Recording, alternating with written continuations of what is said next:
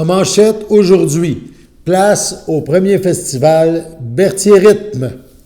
Bonjour à tous, bienvenue à votre bulletin d'information sur les ondes de CTRB, votre télévision locale et régionale, aujourd'hui le 28 juin. À noter que notre bulletin de nouvelles touche évidemment, il n'y aura pas de bulletin de nouvelles lundi, le 1er juillet, et nous serons donc de retour pour vous donner les dernières informations sur la région du Grand-Berthier à compter du 2 juillet. Donc, un petit repos bien mérité à toute l'équipe. On y va maintenant avec le festival Berthier Rythme, un premier Berthier Rythme. Ça aura lieu ce samedi à Berthierville. Cependant, on annonce beaucoup de pluie ce samedi. Et à cause des caprices de Dame Météo, ce festival sera présenté à l'Aréna Joanie Rochette. Le maire de Berthierville, Pierre Lahaye, est venu dans nos studios à CTRB nous parler de cette première, donc nous donner les grandes lignes de cet événement. Je suis en compagnie de M. Pierre Lahaye, maire de Berthierville. Bonjour, M. Lahaye. Bonjour, Mme Hibon. Bien contente de venir nous rencontrer cet après-midi à CTRB. Et on va parler justement de rythme Berthier en rythme, Berthier rythme. C'est comme la version améliorée de les soirées métissées. C'est un petit peu ça qui a été suggéré comme titre, c'est ça? Bien, en réalité, c'est un peu ça. L'année dernière, on avait les soirées métissées, ce qu'on appelait. C'était un événement qui était sur 3 jours à ce moment-là. Là, c'est sûr, on fait toujours un post-mortem, effectivement, OK, de qu'est-ce qui a fonctionné, qu'est-ce qui n'a pas fonctionné. Puis les commentaires qu'on avait aussi, premièrement, le côté du nom, on avait un petit peu les gens, ils se posaient des questions sur le terme métissé. En réalité, fait que ce qui nous a amené en réalité de réfléchir puis de revenir avec un nom qui était un peu plus évocateur de l'événement qu'on veut avoir. C'est ça. Okay. Un événement qui bouge, qui a duré. Oui, mais ça ressemble beaucoup. Il y a beaucoup d'éléments que vous allez retrouver dans Berthier Rythme qu'il y avait aussi à la soirée métissée. On va mettre une chose au point tout de suite, parce qu'il y a eu des flyers de distribués, il y a eu de la publicité distribuée, et les activités devaient avoir lieu au parc Sainte-Geneviève. Et là, on a une problématique, parce que ça fait 2 fins de semaine de fil, que c'est pas de la pluie, c'est des déluges qui nous annoncent. Malheureusement. C'est mal parti. Là. On va espérer que le mois de juin sera un petit peu mieux, mais autant on a eu chaud là, autant les gazons et les jardins vont bien aller.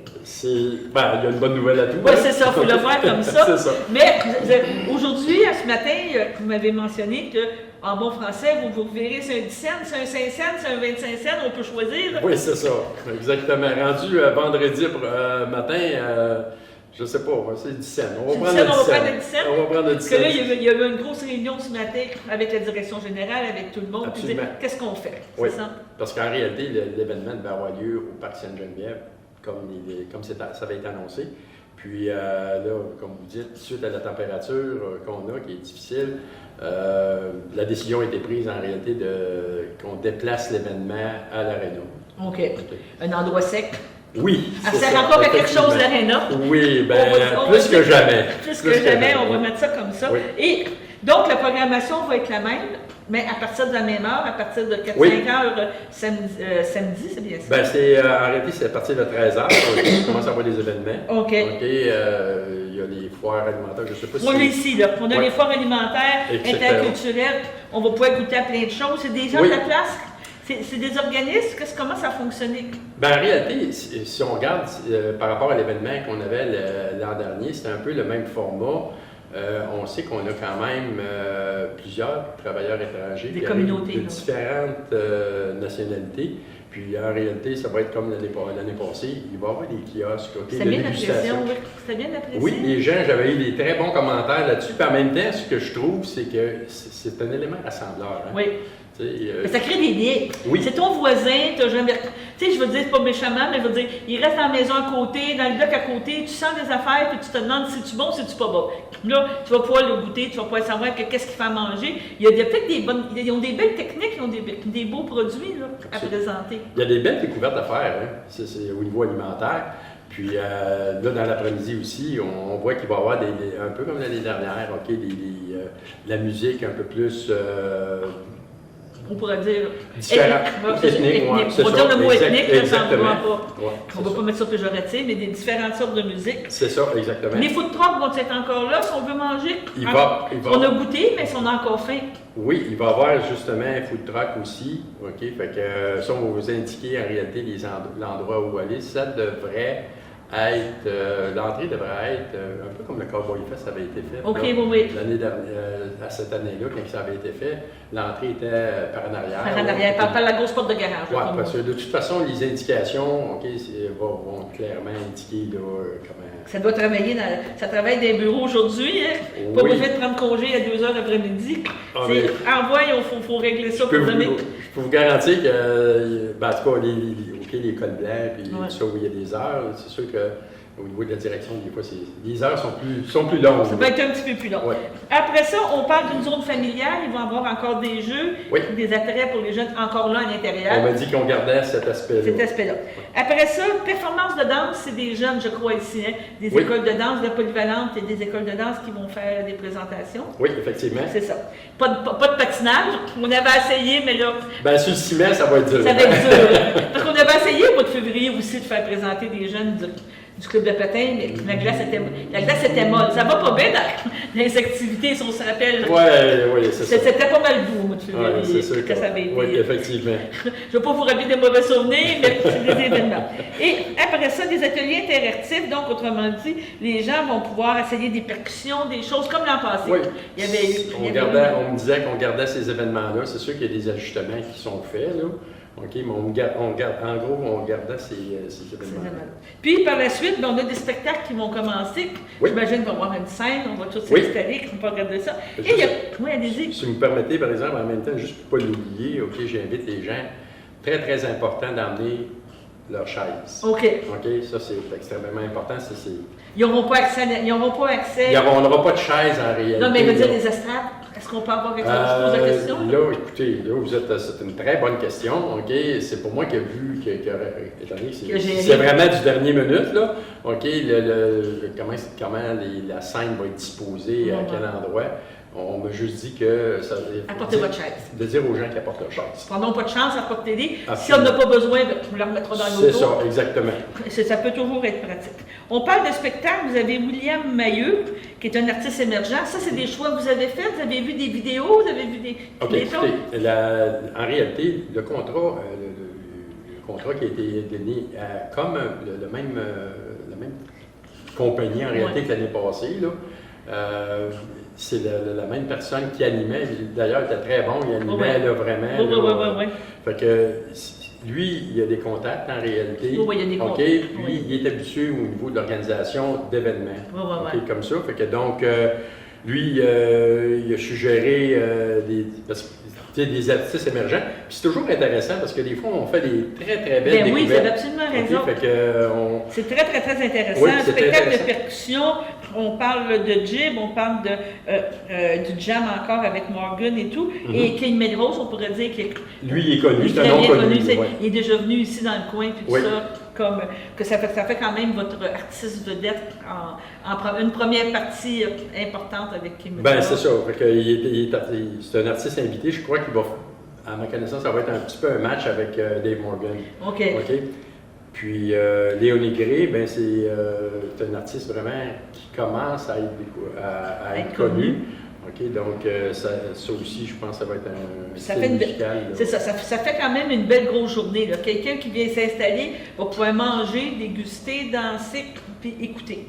Si on résume ça de cette façon-là. Absolument, puis différente. Il y a une variété musicale aussi là, qui est intéressante aussi là-dedans. Ben, c'est bien. OK, fait que c'est ça. Allez-vous tout assister à ça? Oui, demain, je vais amener votre chaise à 1 heure. Puis... Ma journée va être... une bonne partie de ma journée va être là, effectivement. Bon plaisir de vous rencontrer. J'espère, j'invite tout le monde d'ailleurs. Puis c'est sûr que là, c'est malheureux, on aurait aimé ça le faire en mais oui. on va le faire C'est avec lui d'être en dedans que de ne pas le faire du tout, c'est ça qui est... Ou d'être, vous avez raison, puis en même temps, c'est mieux ça que de dire on le fait au Parc Sainte-Geneviève, il se met à pleuvoir. Oh oui. Là, on le ramène-tu le lendemain? On ne peut pas le ramener le lendemain. Bon, c'est ça, donc, c'est ça. non, ça crée beaucoup que vous aviez une bonne solution en disant on le fait à l'Arena, il faut l'utiliser. Une chance qu'on avait l'Arena. Ben, regarde, on va le dire comme ça, il n'y a pas de problème. Il faut que ça soit multi-usage. Hein? Oui. C'est le but éventuellement de l'Arena, de rendre l'Arena, OK, on a eu ça vraiment du multi. livre, on a eu ça, que ça commence à créer des absolument. nouveaux événements dans ça. Bon, ben je vous remercie beaucoup. Bonne journée, je vais vous laisser aller travailler. Oui, on aller sort transporter pas des bacs, des choses. Pas là, mais j'ai d'autres choses à faire, effectivement. Bon, ben merci beaucoup. Merci, on se voit le 8, je crois, pour le conseil municipal. Ben oui, ça avec plaisir. Merci. Merci, au revoir. C'est votre dernière chance de venir porter vos lunettes désuètes. C'est à la boîte à start-up à Berthierville, sur l'avenue Gilles Villeneuve. Donc, c'est pour une bonne cause. Vous avez des lunettes qui ne servent plus. On les récolte et on en fait profiter d'autres personnes. On regarde un petit clip vidéo à ce sujet. Ici Jess Archambault, j'ai retrouvé une vieille paire de lunettes que j'ai décidé d'apporter à l'organisme Optométristes sans frontières qui les distribue dans des pays défavorisés. Bonjour André, je vous ai amené mes lunettes pour, on espère, les envoyer en mission. Vos lunettes, là, vous en prenez soin parce qu'elles sont réellement claires, sont pas brisées, il y a absolument... On n'a aucune raison de refuser ce genre de lunettes-là. Je suis André Gaillon, je suis un bénévole pour Optométristes sans frontières. Je m'appelle Sophie Daris et je suis chargée de projet pour le programme Optométristes sans frontières. C'est un projet qui vient en aide aux gens qui sont dans les pays du Sud, qui n'ont pas nécessairement les moyens de se procurer des lunettes ajustées à leur vue. On a des missions en Afrique, que ce soit en Tanzanie ou au Mali. En Amérique latine, on a Honduras, on a l'Équateur, on a aussi Haïti, juste du côté des Caraïbes. Puis on a aussi les Philippines en Asie. Les lunettes viennent d'un peu partout. Ça peut soit être des particuliers qui nous donnent les lunettes directement ou des organisations. Il y a des cliniques aussi qui ramassent les lunettes et puis qui nous les envoient à nos bureaux. Bien, les bénévoles, c'est vraiment le début de la chaîne. Quand on reçoit les lunettes, toutes les lunettes vont passer à travers leurs mains. C'est eux qui vont faire en sorte que la mission soit efficace. Parce que les lunettes sont déjà classées, sont déjà analysées, tout sont propres. Nicole, vous êtes la deuxième étape pour ma lunette. Oui. Mon nom est Nicole Gontier et je suis bénévole pour Optométristes sans frontières. On fait tremper les lunettes, on les lave comme il faut avec une brosse à dents. L'émission, c'est sûr que ça ressemble à rien à un examen que les gens peuvent connaître ici. C'est pas dans une clinique, on le fait soit dans un hôpital, des fois c'est dans une école. Après ça, c'est l'examen proprement dit, avec des appareils portatifs. Il n'y a pas de gros équipements là, comme on a au Québec. Puis la personne après ça reçoit un étui et une lingette en plus de sa lunette. Puis repart, là, c'est pas plus compliqué que ça, les missions. Roger, mes lunettes sont propres, mais je me rappelle plus ma prescription. Oui. Il y a moyen de trouver c'est quoi la prescription? Certainement. Nous avons les appareils pour le faire. Je suis Léon Roger Deschenaux, je fais partie du club Guillaume-Boucherville. Je présente la lentille sur... Ici, vous voyez qu'il y a un appareil. Je pèse ici un petit bouton et je fais ce qu'on appelle un print qui va me sortir tout ce que tu viens de me demander pour cette lunette-là. L'œil droit, l'œil gauche, moins 75. Des fois, c'est des gens qui n'ont jamais vu, qui ont jamais bien vu, ou qui ont perdu la vue par vieillesse ou maladie ou quoi que ce soit. Donc, c'est sûr que eux, ça leur redonne une grande partie d'indépendance, que ce soit des fois des étudiants même qui ne sont pas capables de poursuivre leur étude. Des personnes âgées qui n'ont plus besoin de demander de l'aide pour sortir de leur maison, quelqu'un qui va pouvoir manipuler des outils, puis de voir, c'est ça, leur sourire, leur étonnement. Des fois, ils ne se rendent même pas compte qu'ils ont des problèmes visuels. Ça leur permet vraiment d'acquérir une plus grande indépendance. Je pense que c'est ça la clé. Mes lunettes se trouvent maintenant parmi des milliers qui partiront en mission en Équateur. Pour plus d'informations, terresansfrontières.ca. Votre station de télévision de Berthierville vous invite cordialement à son bingo hebdomadaire télédiffusé tous les samedis matins dès 9h30. Depuis longtemps, les fans de CTRB se divisent le joyeux montant de 600 $ chaque semaine à cette joute de bingo. N'oublions pas non plus le super bingo mensuel d'une cagnotte de 2000 $ que vous pourriez vous partager chaque premier samedi du mois. Un moment de fébrilité qui pourrait devenir payant pour plusieurs d'entre vous. Pour vous procurer ces fameuses cartes de jeu, les dépositaires participants sont à Berthierville, le dépanneur Formule 1, la station-service Armois sur le boulevard Gilles Villeneuve, le marché IGA Extra Famille Mont-d'Or sur la rue Gabriel Brissette, le marché Métro Boucher sur la rue Notre-Dame et la pharmacie Proxime sur la rue Frontenac. À Saint-Ignace de Loyola, le dépanneur Proxy sur la rue de la Traverse, la boucherie Aldo sur le rang Saint-Michel. C'est donc un rendez-vous hebdomadaire chaque samedi matin à 9h30 sur les ondes de CTRB, votre télévision locale et régionale, celle-ci toujours en haute définition. Toute l'équipe de CTRB vous remercie de votre fidélité et vous souhaite bonne chance.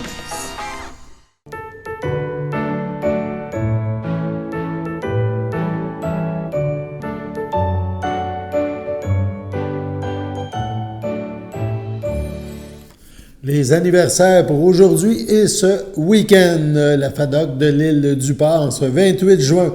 Soit de bonne fête à Michel Gagné, à France Chevalier et à Jean Malo. Demain, 29 juin, ce sera la fête de Louisette Bellé et d'André Fréchette. C'est la FADOC de l'île du Port qui leur souhaite un heureux anniversaire.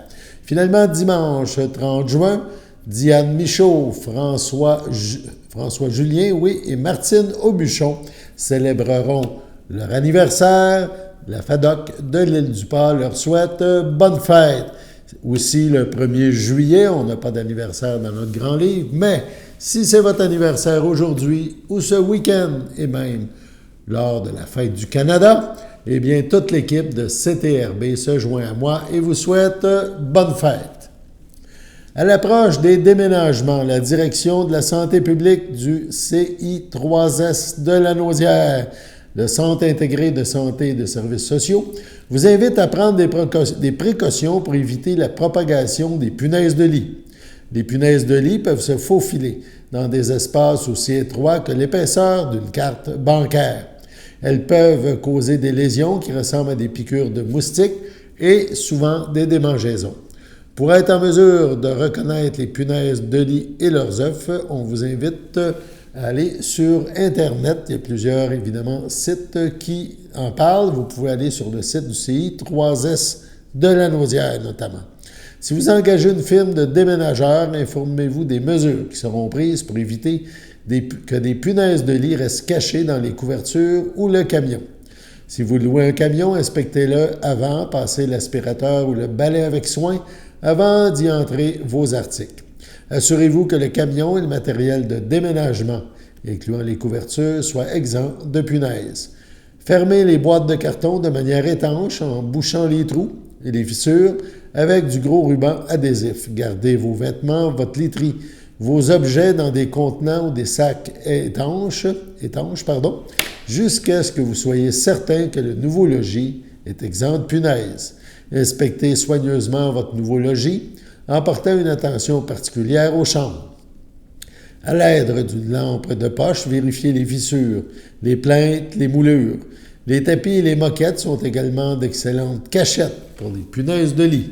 Nettoyez à fond toutes les pièces et passez l'aspirateur partout. Ensuite, jetez le sac ou le contenu de l'aspirateur dans une poubelle fermée à l'extérieur. Débarrassez-vous des objets laissés par les locataires précédents et évitez de rapporter chez vous des articles usagés en mauvais état ou abandonnés sur les trottoirs, matelas, sommiers, meubles en bois ou rembourrés. Si vous vous débarrassez de vos articles parce qu'ils sont infectés, donc inscrivez clairement dessus « à jeter punaise » afin d'éviter que ces articles soient récupérés par d'autres personnes. Que faire si votre nouveau logement est infesté? On mentionne aviser le propriétaire s'il y a des punaises de lit dans votre logement. Il devra faire appel à un exterminateur détenteur d'un permis valide et certifié pour l'utilisation de pesticides. N'essayez surtout pas de régler le problème vous-même. Les produits en vente libre nuisent au travail des exterminateurs. De plus, ces produits peuvent être très dangereux pour la santé s'ils ne sont pas utilisés selon les recommandations du fabricant. En terminant, voici quelques conseils pour vous aider à déménager. OK.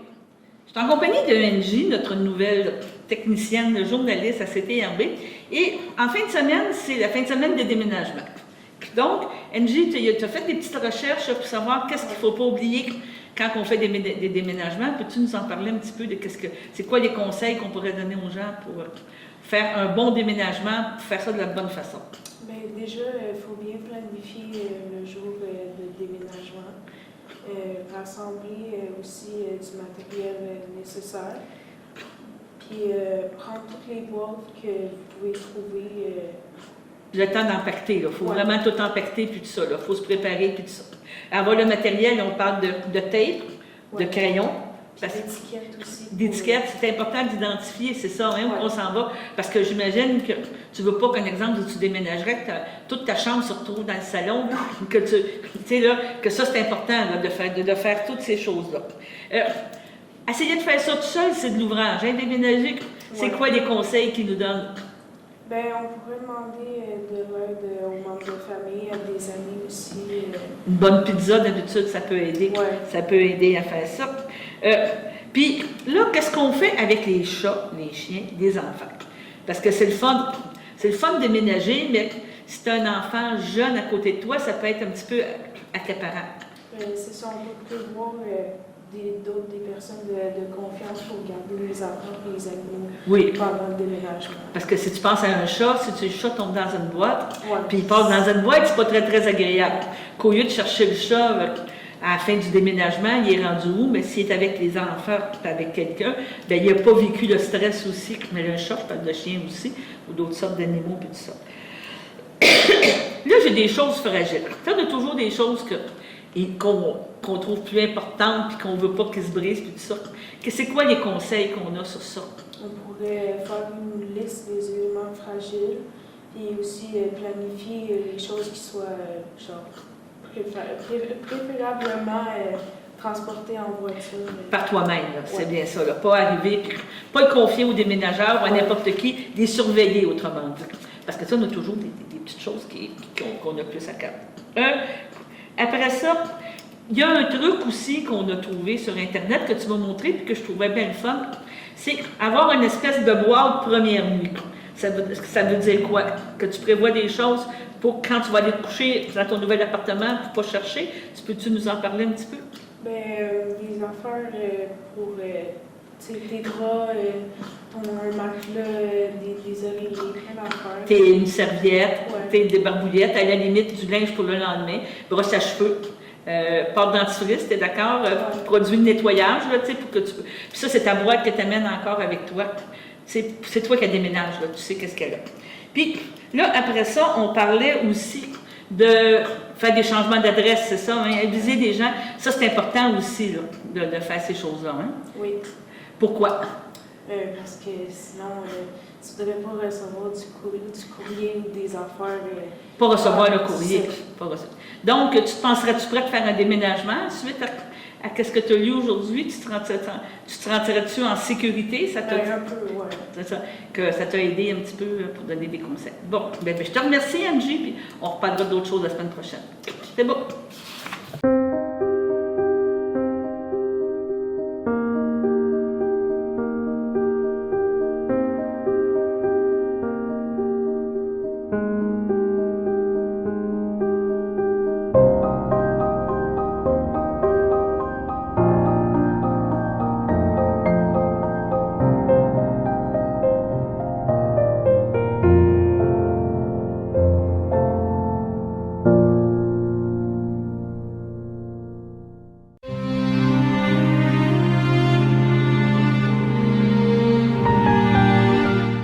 Au centre hospitalier Pierre-Le-Gardeur, le 30 mai, à l'aube de ses 95 ans, est décédée Mme Carmel Roy, épouse de feu André Fafard, demeurant Repentigny, native de Saint-Barthélemy. Elle laisse dans le deuil ses 3 filles, Louise Fafard, Diane Fafard, Ivano Scatolin, Joanne Fafard, ses petits-enfants Germain, Catherine Lorenzo, Fernando et Mélissa, ses arrière-petits-enfants Léa, Élisabeth, Alexandre, Victoria, Enzo, Béatrice, Léo, Milan, Mathis et Maëva. Son frère, Jean-Charles Roy, Odile La Douceur, sa sœur Agathe Roy, feu André Valois, ainsi que plusieurs neveux, nièces, autres parents et amis.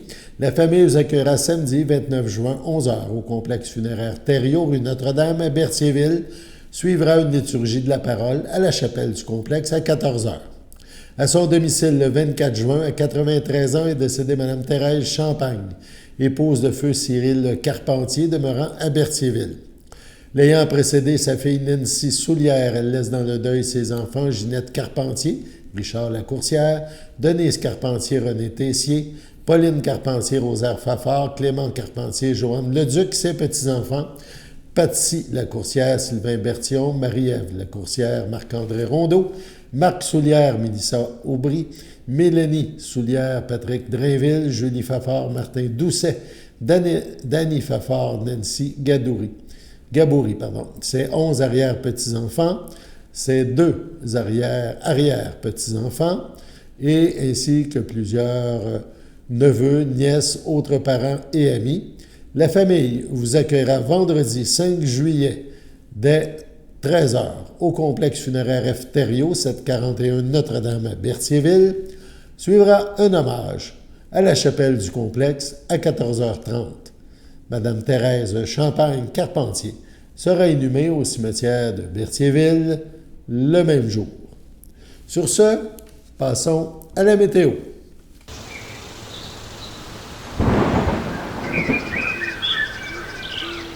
Bienvenue à votre météo avec Théo. Aujourd'hui, vendredi soir, il fera une température puis un ressenti de 19 et avec un ciel variable.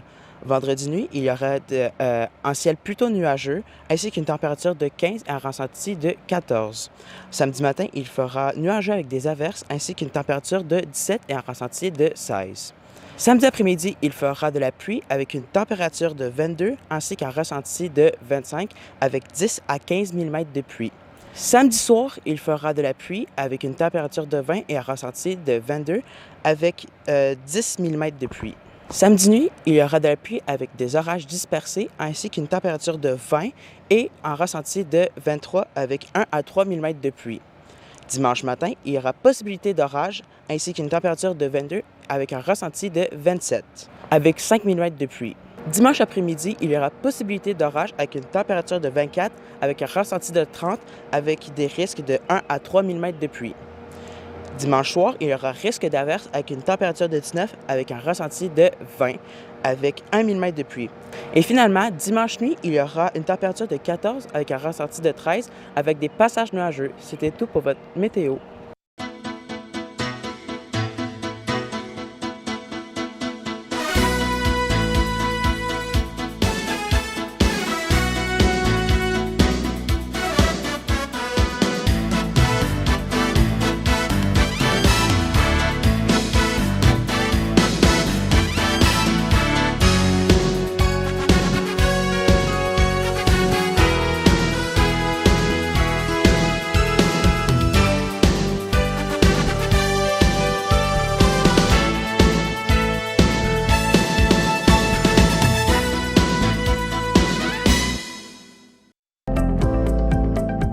Les télévisions communautaires autonomes du Québec, ce sont les télévisions les plus importantes parce qu'elles sont proches de la communauté. On veut encourager des gens qui parlent de ce qui nous intéresse, mais aussi qui participent au développement local. Mais c'est fini le temps là, où on allait lire une affaire qui a été écrite avant hier au bout du monde. Non! Tu veux savoir ce qui se passe chez vous? Bien, ma télé préférée, c'est la télé autonome communautaire. C'est ici que ça se passe.